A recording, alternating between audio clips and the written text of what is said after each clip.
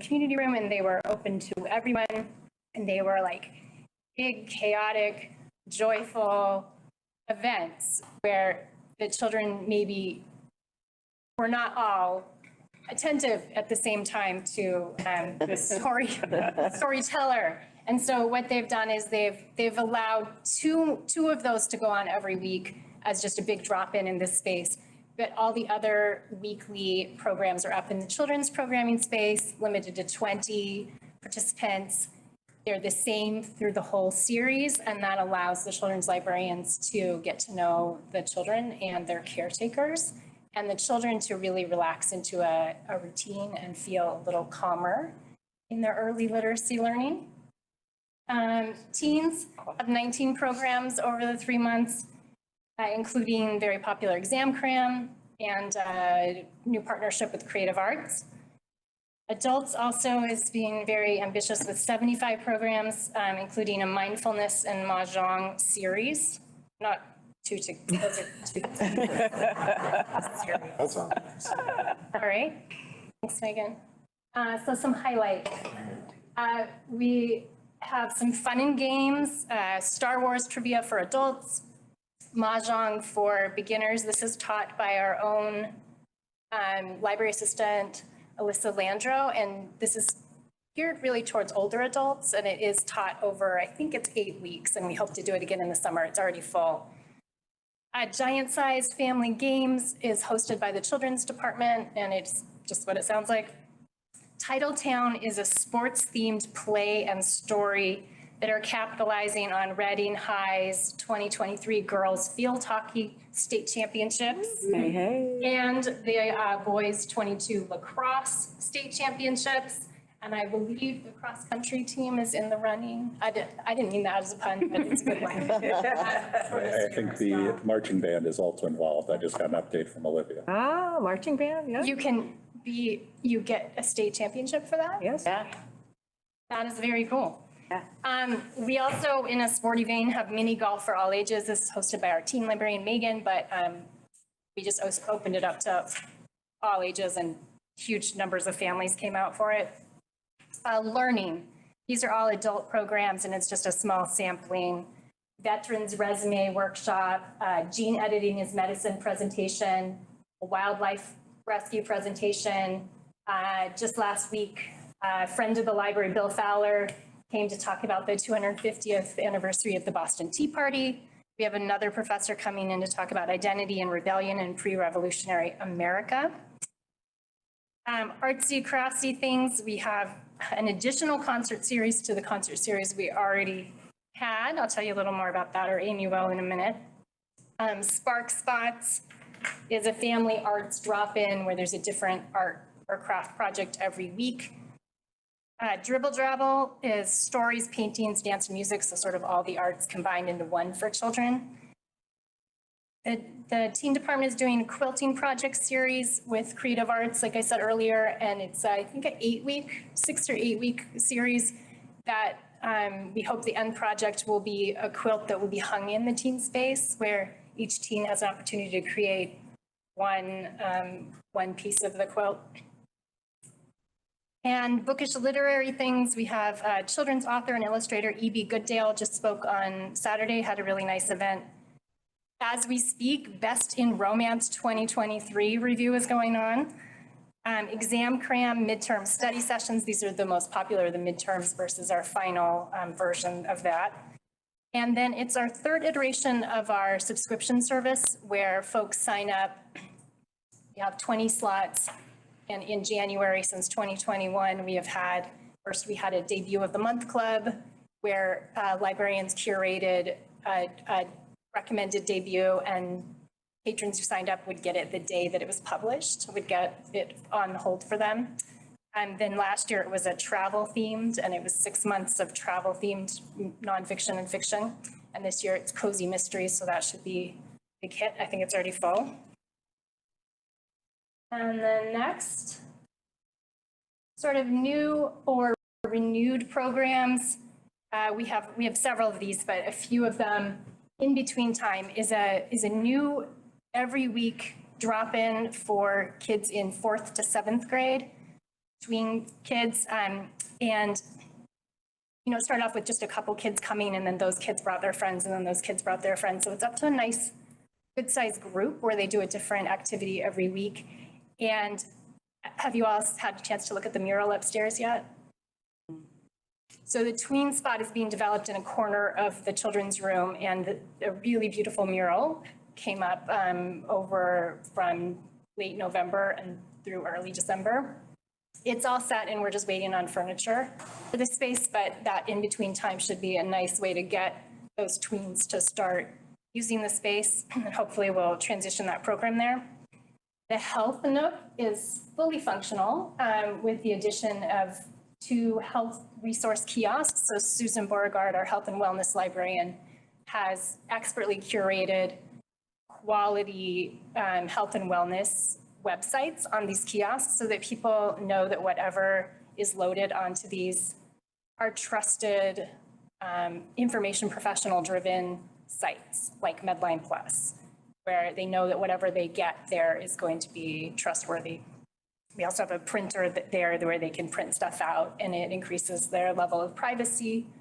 And the reference desk is right there to help them out if they need further help.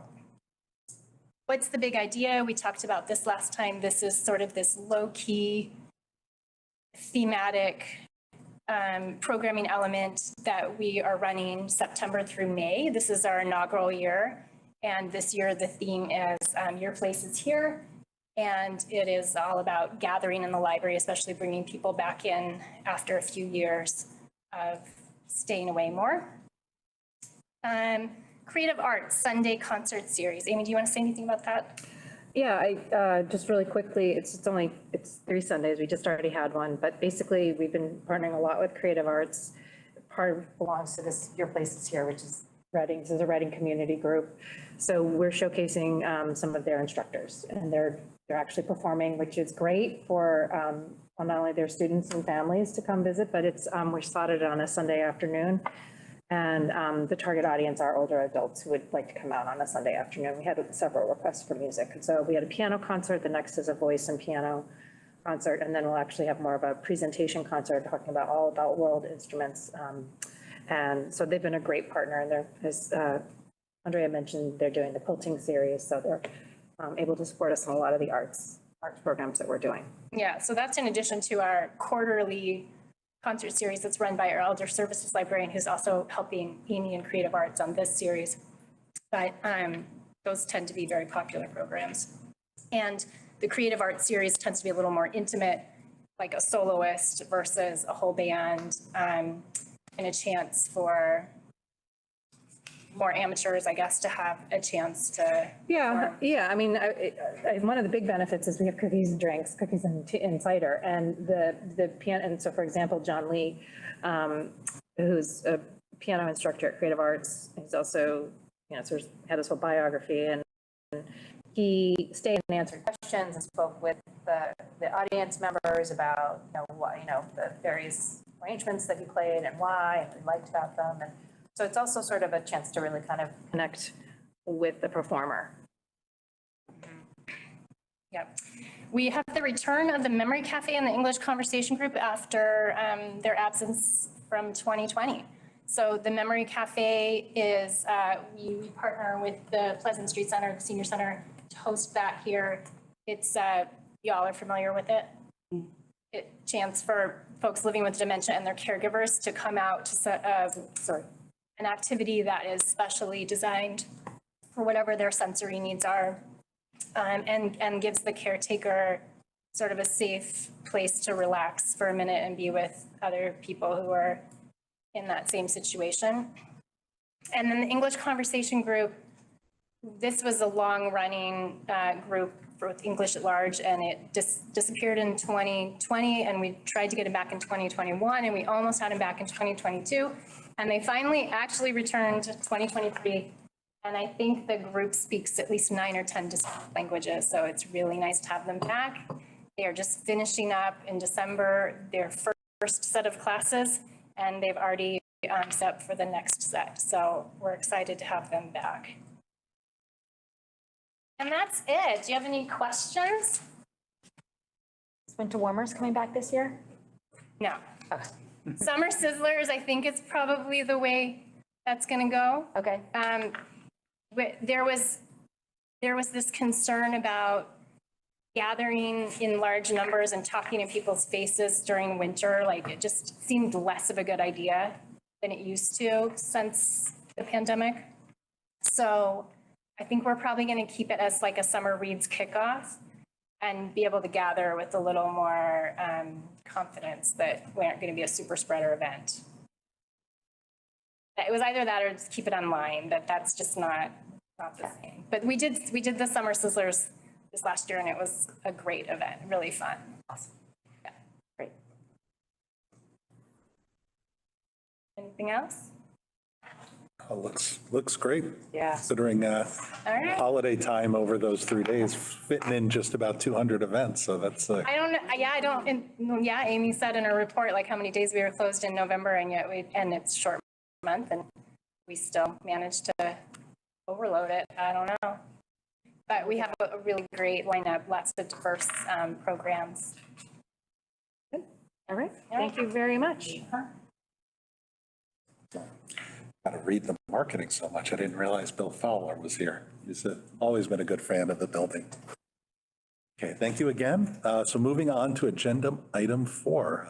Albert is here, new director of DEI, here to introduce himself to the board and talk about some ideas and presentations. Thank you. Please welcome.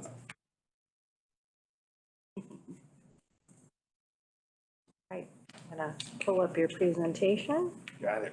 You just cue me My when you're ready jacket to so you go. guys won't focus on my, take the eyes up. So, I think today, and I apologize for missing the November opportunity to talk before, because I've been here since October. But I was away, so it's really, this is more of an introduction, just let you know kind of who I am, a little bit more around kind of what brings me here. And a little bit around kind of what I see as being some of the priorities over the definitely next few months, probably a little longer than that. And then there's a quiz at the end, so I just want to make sure you. So just personally, I live a little south from us, Winchester, which is a similar makeup as Reading in a lot of ways. There with my family, my wife, my 2 school-age kids. I have a senior and a sophomore, and I have a kid in college who's just getting out too. So I have a senior graduating high school and a senior in college. So a busy time for me. Coach, I love to kind of just coach anything. I've coached all my kids in different sports and, all different activities, things like that. So excited about that, and even coaching in life. I love to just help people to get to that next thing. Diehard Steeler fan. Still heartbroken from our loss from the Patriots last week. So I kind of took like 5 days off. So diehard that. Professionally, my background is public health. I've worked in public health for about 20 years in both Cambridge and Boston at those health departments. I do a lot of stuff regionally and nationally around public health, particularly focused on Black men's health. And so that's really a lot of my emphasis and focus. My background also is community organizing. I did a lot of work in Boston, carried out work in Cambridge as well. So really passionate about and getting people together to kind of help them get what they need so they can do the thing, not me doing it for them. So again, jump around a little bit, but so this, I'm going to introduce you to this coalition by name.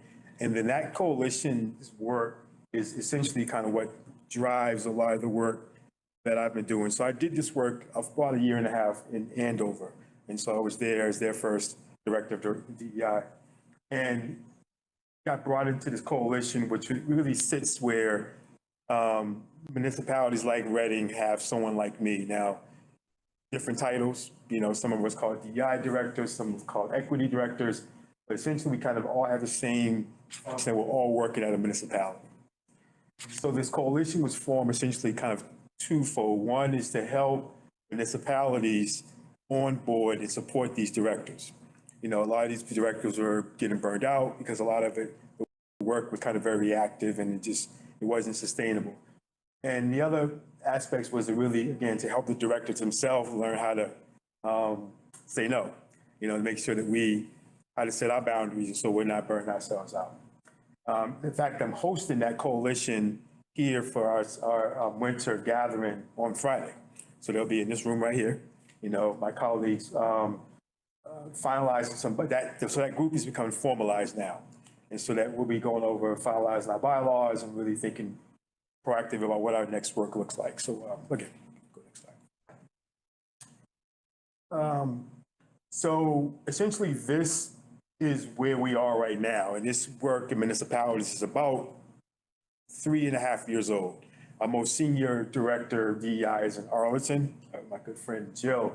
And so, and it's growing. So this is only going to grow, tremendously in terms of where these DEI directors sit.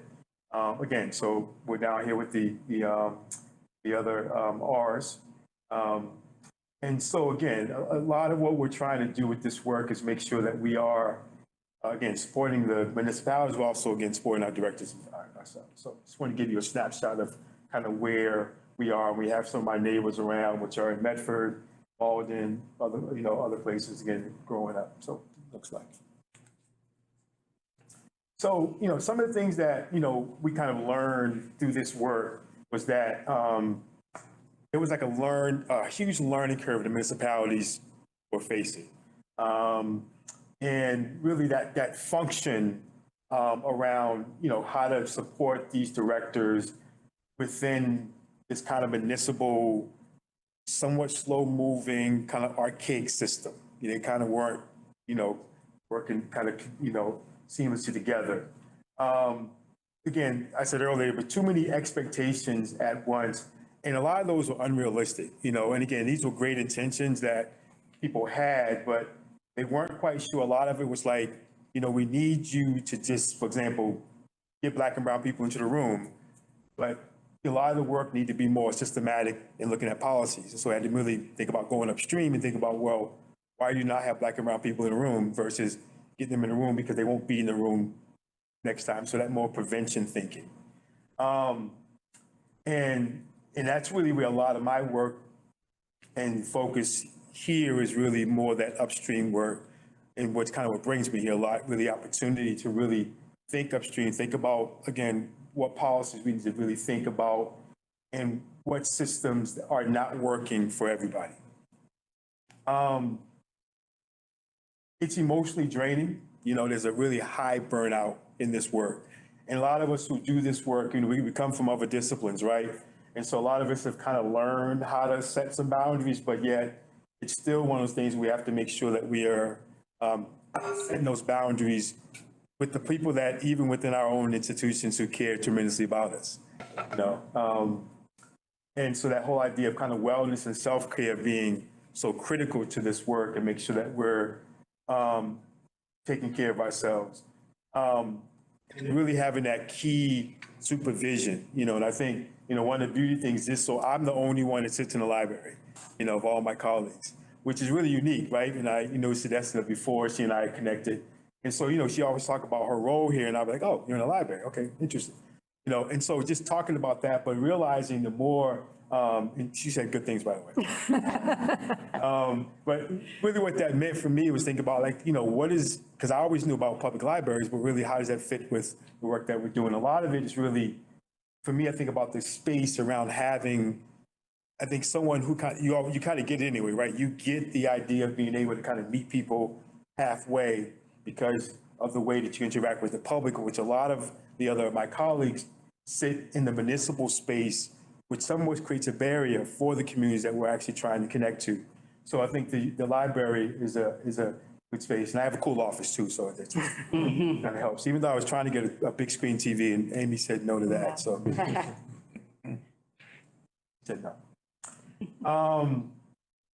So one of the things that we're really trying to make sure is that these positions really have access. A lot of what we were fighting for early with these positions was really to essentially report to the town manager or report to whomever that leadership position was, because the positions were so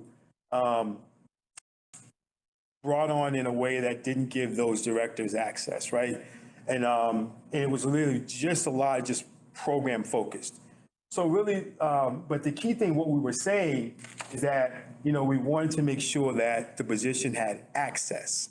So really kind of in some ways less where it may sit, but more being able to have access to those departments that we need to have access to do the work. We understand also these positions have to be both inward and outward facing. And that's also where you kind of get burned out and tired, right? I was at the community event last night, which is all great work, but again, you have to create balance and on the community side, but also on the town side, on the municipal side too.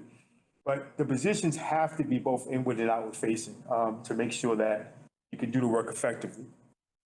You have to have a budget that's working, and again, you guys would laugh if I told you some of the budgets that we were operating on years ago in terms of, barely even have enough just to support a community event.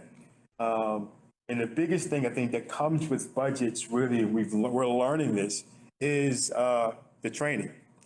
Training, that ongoing training. A lot of times these positions were created in a way that said, do that one annual training that everyone would come to and then we're kind of all set. But really the investment is in ongoing training and learning, So I think that's where some ways the dollars kind of have to go that way because you need to support that work. So there is an investment in this, and that return on investment may not see it right away, and I think that's the reason why we didn't get here overnight, and we're definitely not going to get out overnight as well. So it's that investment. Really, I think the beauty of what really, I think, not so much sold me on coming to Reading, but the idea of knowing that Reading was going through this major assessment, that really was going to capture data. And I'm a public health guy and I love data. So we were going to collect a bunch of data from the community and from the workforce at the same time and being able to now come into that. I came on the back end of that process in Andover, which was fine. But I think to be able to come into it, work with the consultants in that process, I think is gold for someone like me to be, doing that. So, and that has to be done because it has to be data informed. We can't be like, oh, we feel like people don't want to do this. So it can't be that. That's not sustainable. It has to be based on data, and it has to be based upon data of people that, again, live here and work here. I think that's important to make sure you're getting that data from them. A lot of this work starts with a task force, a working group, and I think that's the same thing happened in Reading, right? I can't remember the exact name of it was a human service, HRAC, yeah, it was HRAC. right? And then that became, Advisory Committee. yeah, and that's how all these are started, right? And it's no different here in Reading and other places. They start that way and they build. One of the things I was really excited about doing in Andover is really kind of, again, first of them kind of building a lot of that work up to make sure that that work could be sustainable as they kind of built out their program. And finally, which is big for me, is really, I think the DEI schools have to have their own DEI directors. This work, it's different cultures, so a lot of the towns you saw in that previous slide, majority of us don't have DEI directors in the school, and we're really making sure we're pushing for that. And I think what the schools are looking for in these positions is really just that example, right? And what the model looks like. But yeah, I'm just big on the fact that those municipalities schools have to have their own directors for municipalities.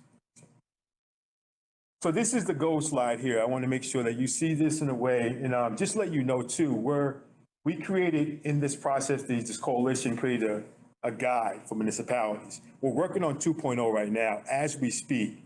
One of I signed up for was the municipal side to help update our language around municipalities. But essentially, I'm not going to go through this verbatim, because I realize I only have an hour and a half to speak, right? But I wanted to let you see that essentially when we think about DEI, and this is the slide for me, it's important, it belongs to everybody. And this is when I talk about DEI, when I do presentations, some point I'm going to always have this slide in there because one of the things I'm really trying to make sure we're all trying to do as directors is move it away from me and take it to us, okay? And if we do that, I think it allows the work to be sustained. And it doesn't, it's almost like I'm a low-paid consultant, And I say that with love. I think I love love but the consultants could really, get a lot of money. So I'm Redding's consultant around DEI. And what a consultant does is they basically kind of help the others do what they need to do, right? These positions, years ago, I was doing everything. And that's not sustainable again. You're going to burn me out. So the important thing is for me to work with all these departments to make sure that they get what they need to be able to build DEI into there. And that's what I hit the ground running with our plan department, obviously with the library, because I'm here, and other departments, really being able to hit the ground running with that. And so again, you see us up there, we're up in the corner, in terms of making sure we're thinking proactively about DEI. But this is the slide that we're having a meeting a couple of weeks ago around how do we make sure this slide becomes a lot more operational? So people can actually see a little bit more how this stuff could be moved. But if you look at the middle, and I'll close in a minute, is that these shared responsibilities are really where I think, again, we all come to the common place. Some form of fashion, everyone's doing some evaluation. We're all kind of having some form of a contract with someone. And we're thinking about kind of hiring, procurement in some ways. So that's where I think we can all come to the table and saying, we all have these same needs right here. So let's make sure that we're kind of sharing best practice on how to do it. My last slide is basically when I think about, I said some of this earlier around this kind of internal work, which I think has to happen. It's like any process, right? I mean, I think when you want change, it's like your doctor saying you got to start with your own eating habits and all that stuff like that. It's the same thing. We have to kind of look at our own selves, and this is what I'm excited about doing. For the second thing is about building leadership. We got a really good start with the group that we're calling an implementation team, which is kind of coming from this kind of process we're doing with our internal workforce group. And I think that's a good way to build leadership within a group, but really about building leadership throughout. Finally, data informed. It has to be data informed. It has to be data driven. I think that's just so key.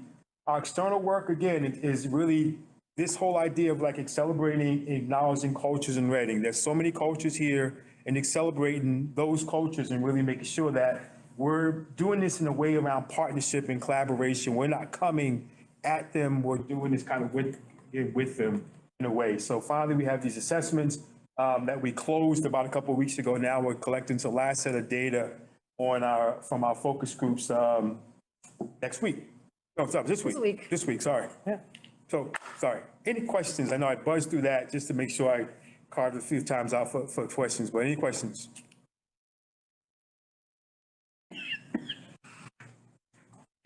Where?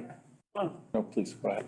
No, I was just saying, you have a list there in green of all the various towns. Yeah. Will it be individuals from all of those towns who are coming on Friday? Yeah. That's outstanding. Well, we're going to have, I think the last count I had, we were about 20. So everybody, obviously we've never all made it, but I think we'll have a nice group here. Great. Yeah, got it. I sold Reading. I jumped right in. They were like, we need, I was like, yeah, we'll do it right here. I didn't even know if we could book the room. I didn't even know we could rent it. I was made like, it happen. we all may be cramping in my office, but I'm in Reading. So, That's great. And where on the kind of assessment and audit, where are we on the process, just for the update? You said so that it just closed with the feedback. Can you just give a little bit of that timetable? yeah, so we just closed it about a couple of weeks ago, the survey process. And right now, we're about to collect our last set of data for the focus groups on Thursday from our senior population, as well as we had kind of a hybrid group of individuals. We did some surveying of the BIPOC community last week. And so when we get all that data, and then we'll be able to now with our consultants over probably the next few weeks or so, into kind of January-ish, kind of now be able to get some summaries from them and what that data is going to tell us. Right. And I get the impression you've been busy as well as going to the different town departments and groups and reach and meeting as part of the whole process, right? Yeah, I mean, that's a big part of it is just, I'm a relationship guy. So, and again, I encourage anyone here, I would love to have a cup of coffee with everyone here at some point. Just so you know, we're reaching a point where I think we need to give Albert a coffee budget. Coffee budget. So just speaking. I think my wife will like that too. I'm happy that he's going out. Like, why is but that I'm like, charge again on for coffee? Cafe Nero's again? No, but Let's really. treat him to coffee is what I'm saying. No, really, I mean, I think it's, I think relationships is how this thing works, right? I mean, it's a small town. I think we have to, I mean, we can, and again, we should work on systems policy stuff, but at the end of the day, me sitting across from you, talking about what is important for your work, I think that's the end of the day, so I'm doing that, kind of, circle through the town and meeting with folks, going to events and stuff like that, so I think that's really, You were at the menorah lighting last night. menorah lighting last night, right? So I did a little talk there and yeah, and so I'm signed up for any of those things. So, I always proudly represent the library. Yeah. Well, I mean, to dovetail on Monique's comment, I think that this coalition, DI coalition is great because you don't want anyone siloed where that's their responsibility in their town. And, you've just got to run by those ideas. And I also like the idea of, to the extent possible, you obviously want to be proactive and not reactive, because not only does that help you plan and focus, but it, on the wellness side, takes a toll, right? Yes, right. Obviously adds to the burnout, so I think that's fantastic. Yeah, that's excellent. I think it's exciting. Well, thank you again, and Welcome. look to connect with everyone at some point later. I'm just gonna hang for you rest of the meeting if you guys. Absolutely. No, of course. Thank you very much for coming.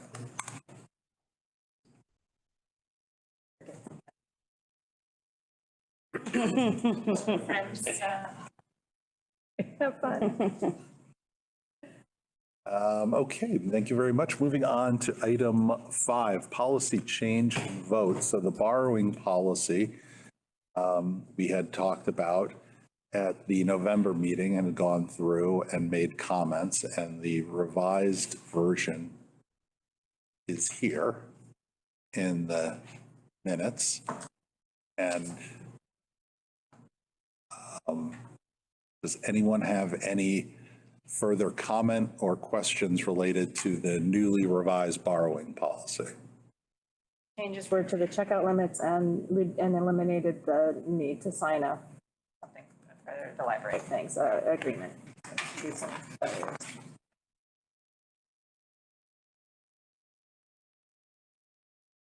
Nothing? If not, do we have a motion? Move to adopt the borrowing policy as presented. Second. Second, all in favor? Carries 6-0. So that looks good. My only non-substantive comment is under special collections in library use equipment. I'd italicize that because the other two are italicized. But that is not a material change. Okay. Megan's on it. But policy looks good.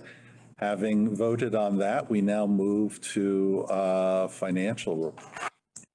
Yep, so you have your little spreadsheet to look at, but I'll just start with the FY25 budget, which I'm presenting tomorrow at the select board, along with a PowerPoint. You're welcome to tune in and watch if you want, or watch it later on our CTV's YouTube channel.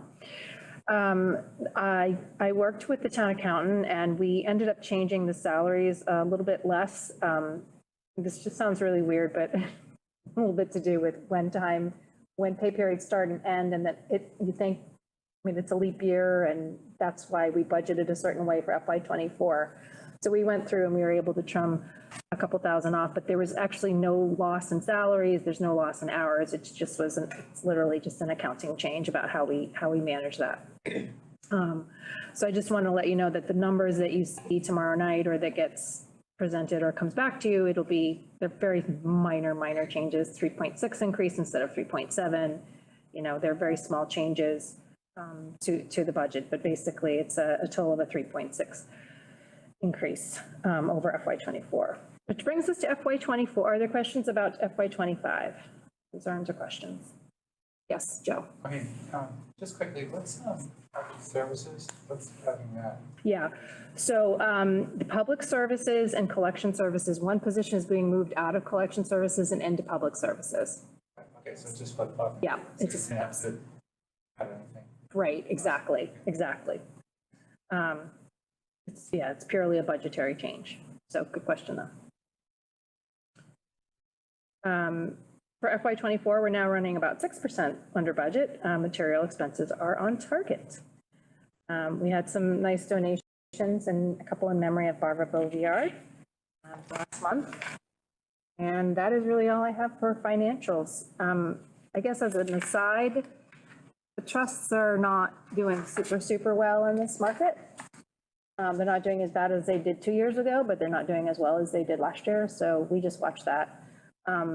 Any debit or increase that we see by the end of fiscal year 24 is what we use to plan for what we would use for trust spending in FY 25. That's all. We just use the debit, the loss or the gain for the next fiscal year budget planning. So been hoping at least break even. So we'll see. We'll see how we end up the year. Amy, can you remind me how those are managed? Those are managed, there's a trust fund commissioner, there's a board, trust fund board, and they manage all the town's trusts. We have 9, and they manage where the money sits and where it goes. They work with the town treasurer. I believe it's Diane Marbedian is on that, and then they have, I think they might have an opening on the trust fund commissioners right now, but it's like a board or committee that you get appointed to, kind of like the finance committee, I think, and then they manage the investment.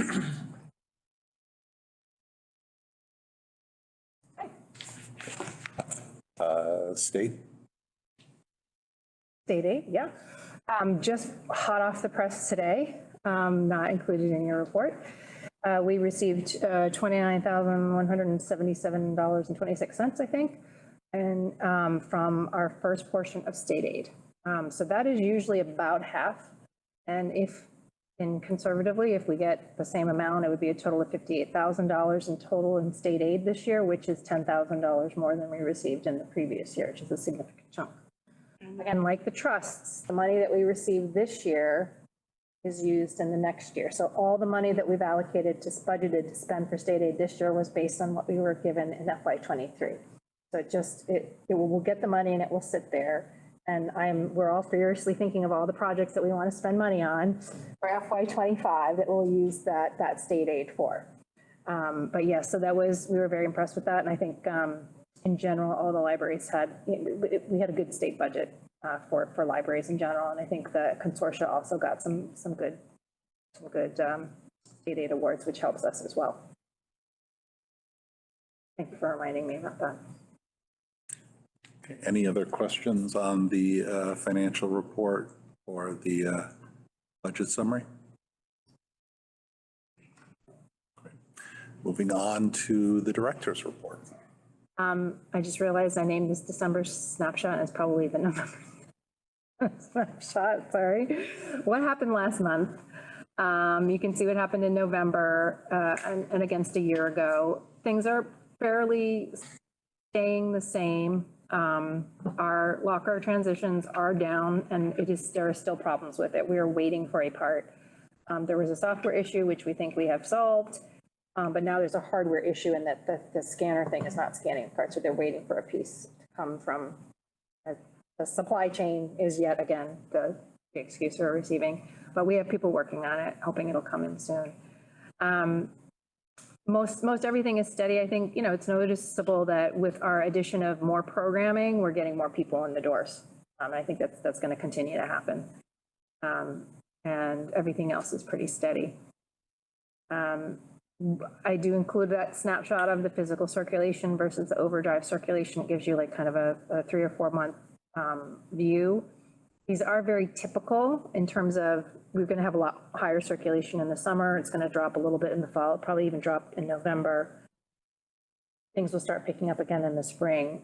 What I just found interesting is if you look at it where you're seeing incremental changes in our physical circulation between year month to year month, our increases in our overdrive circulation are going up more than that. So people are still reading, whether it's audiobooks or e-audiobooks, people are still doing the stuff. So I just think it's one of the things I'm really impressed with reading is we still continue to have a lot of people reading and listening to books. So facilities and operations. Andrea spoke briefly about the tween spot. The mural is underway. It's actually not quite done. If you go up and look at it, you'll be suitably impressed, but then you'll have to picture our artist, James, is coming in. Hopefully he'll be done. He's gonna be working, I think, either on the weekends between now and January 1st or coming in the whole week between Christmas and New Year's. The mural will actually extend up towards the top of the ceiling and out towards the side, so the whole forest theme will be there. And so the video that came out on social media, if you had a chance to see it, it was really cute. You see them painting all the time. The kids loved seeing him come in and work. It was really great. It was good interaction. We're very pleased that we think we found an alternative for our furnishings. We're waiting to hear back from a new designer. It's actually a company that has both stock furniture and they do semi-custom. So we were working originally with just someone who did custom work, and it ended up just being too expensive for us. So we now think we have a company that we found actually through WB Mason of all things, represents them. And so they're on the state bid list, which makes a lot of the procurement pieces a lot easier. We don't have to necessarily go out to bid for things like that. They know what our budget is. They feel very confident they can come in within our budget. So it's taken a little bit longer than we expected, but we really hope that we'll be able to get something down on paper and signed in the next, hopefully by the new year. I mentioned the pickup lockers. Anything else in facilities I didn't put in? I think we're doing pretty well. Yeah, everything's working. Everything's working. It's always so hard to try and summarize what we do, as you see. As you saw from what Andrea is doing, even just trying to summarize programs is hard to do. One thing I didn't put on here, but she alluded to, was in November, we were closed on the 10th, the 11th, closed early on the 22nd, and we were closed on the 23rd, and we still had 61 programs. So that's a lot of programs. I will say that my sense right now is that the programs are running very smoothly. We are pretty much fully staffed, so everybody's stress level in terms of they have time to do the programs, they have time, they're getting help with the programs. So I feel like that piece of it, even though that's a large number, that more days than there are, it's like more than 2 a day, and we were closed a bunch of days, is pretty impressive. So kudos to the whole team for doing that. And it is not just the public, I mean, there's a lot that goes into supporting these programs, from getting bills paid and getting tech set up and all of that. So there's a lot of hands that go into that. The winter brochure, thank you to Michelle. I think that's something that we do, and we have to do it. We do it online. We're not doing very many prints this winter, right? We're not. We do we print in the summer and in the fall, but not for the winter and the spring. And even the people they just go online now. So I probably won't even be printing as many in the summer again. Please, money to spend on something else. Yeah. Andrea also talked about the new Storytime format. We've had some really great special guest story times. We had one with Tanya, who's the mental health clinician for the town. We also had the police in. Officer Kristen was in, and I believe one of the comfort dogs came and assisted, and that was a big hit. So we've had some really great visitors for our drop-in story times. We are seeing a lot of intergenerational moments, particularly with our STEM stations, but I just wanted to call that out because we do see a lot of older adults with young children, and we have had one program and maybe repeating programs for things like grandparents as parents and things like that, because we're finding that there are a lot more diverse types of families out there that need support. So that's one of the things we do see a lot more of that dynamic in the children's room. And basically, we're getting a lot of feedback and we're out in the community. So that's our program and collections and services. For personnel, Rebecca Bailey has been here for 6 years this month. So if you see Rebecca, shout out Rebecca. If you don't know, was our Jeopardy contestant last year. So we were very proud of Rebecca. And just another quick update to what I was able to give you right in this packet. we actually have made an offer, an extended a verbal and written offer to a candidate to support Albert for 10 to 15 hours per week. It's a temporary part-time position. It's not budgeted for the following year. We will look to see if there are other funding options to be able to do that for the future. But in the meantime, Eamon Langlois, who is a Reading resident and has been volunteered here before, he's a graduate from Skidmore, and has a lot of background in disabilities and just the advocacy and education. And he's going to be starting next Monday, the 18th. So that kind of went from 0 to 60, but we were very pleased, went through the process, was posted.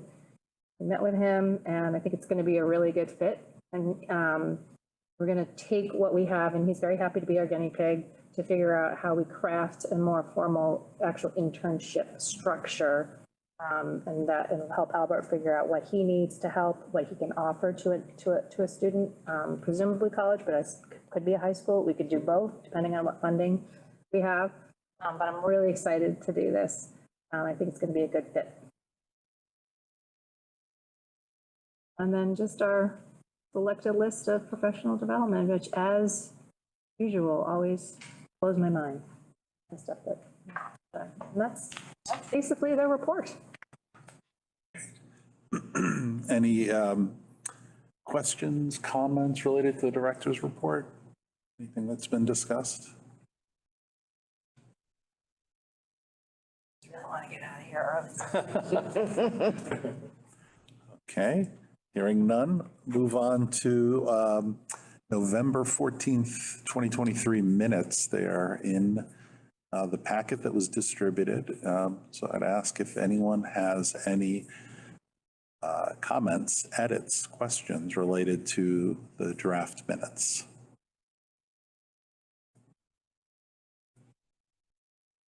As always, they were very thorough.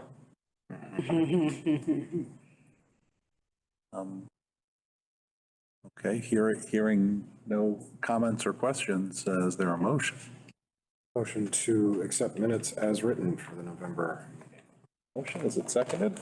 Second. And seconded. Vote, all in favor? Carries, thank you very much. Moving on, last agenda item, future agenda items or things to mark. The only one I would have reference just for the board, and I didn't watch the full select board hearing to know, but I understand they didn't take action on it. There's a request to make an ad hoc committee related to Bill Russell's legacy and to come up with an ad hoc committee to find a way to do a town event to not only honor his memory, but to address some of the issues that came to light from his experience in running. So I don't think there was any action taken on that, but the proposal would have a number of different members of this ad hoc committee, Albert being one, I believe, and then that either the library or the board would also have a nominee, is my understanding. So I think it is still in the works. I think, I had been there and a lot of questions had been raised. So I don't think there was any action, but I think that might be a future agenda item, is my understanding. Yeah, if you're curious about it, the discussion, I believe it was December 5th, it was a Tuesday, and it was last Tuesday. And I think it's the last hour of the meeting, about the last hour, an hour and a half. And there was discussion, the presentation about it. Again, no action was taken, but it's just again, it might be one of those townwide boards where they might be looking for representation from other elected officials or yeah. Yeah, and the Cato representatives brought it to the select board. And if you go into the packet for that evening, you'll see their kind of agenda and how it was laid out and planned. Yeah. So that, I think, is something that might be, coming up on our agenda. Oh, actually, it's not necessarily an agenda item, but just a reminder that the elections were moved from April up to March, and that we will have 2 trustee openings. Or there's always 2 trustees spots up for grabs. And I have, it's okay, to say that Monique will not be running again, and thank you for her service, very much thank you for your service.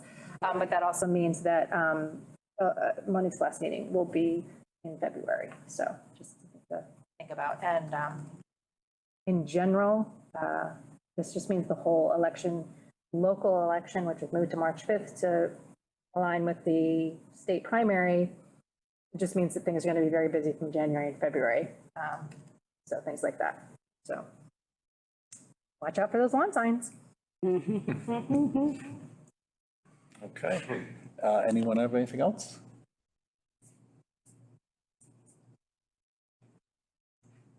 Maybe a motion? Motion to adjourn?